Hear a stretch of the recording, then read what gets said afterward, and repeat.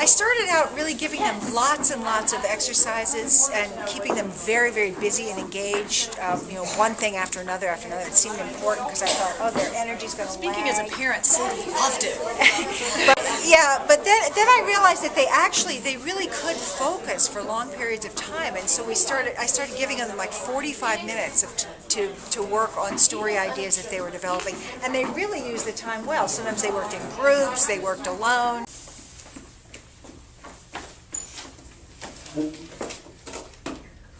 I'm from the creek where mud squishes between my toes. I'm from nature, trees dancing like ballerinas, birds flying overhead. Let's get a big, fat frog and put it in Grace's bed.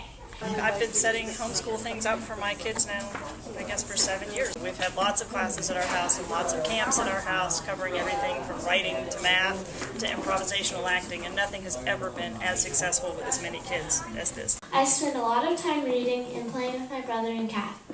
It was very small, wrapped in plain brown paper, and also from Aunt Morgana. I really liked when we could just go off and free write. That was really fun. When she'd give us a prompt or we'd be working on a story and we could just write. When we each had a writing prompt, newspaper headline clipping, and we were timed for about a minute and a half, average, I think it was. And then when that was up, we passed it to the left, and we got a new one, and we had to write some more about that.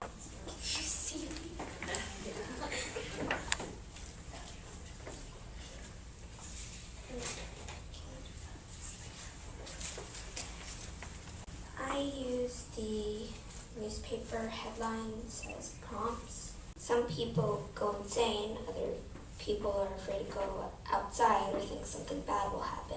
This is Biz Pressler-Marshall, without whom none of this would have happened. This has just been fantastic. Do you have plans for, Oh, we're going to go right on doing it this fall. So many of the girls really got into the groove of writing together. They want to stick together and do it this fall. They're going to meet once a month. A good group, and we'll see where that goes. So, yeah.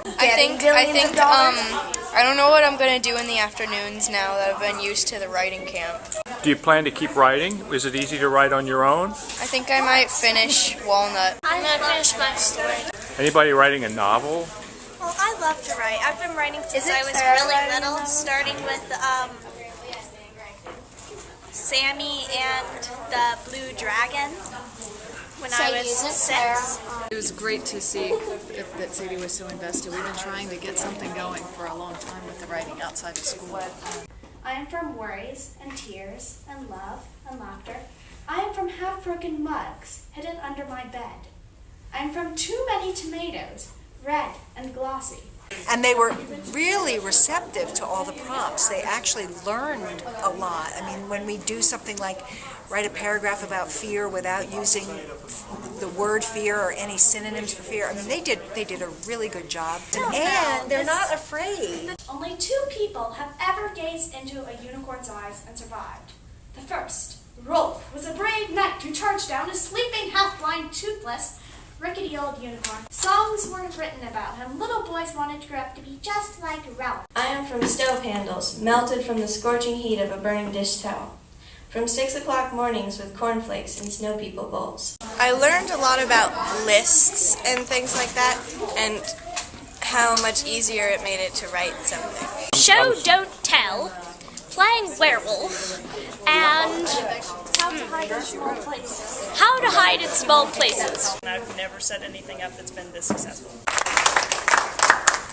Thank you all so much for coming. You might have questions for the girls on some of the projects they're working on. We have snacks. Parents and children have brought snacks. And we have cookies and cakes. And enjoy the snacks.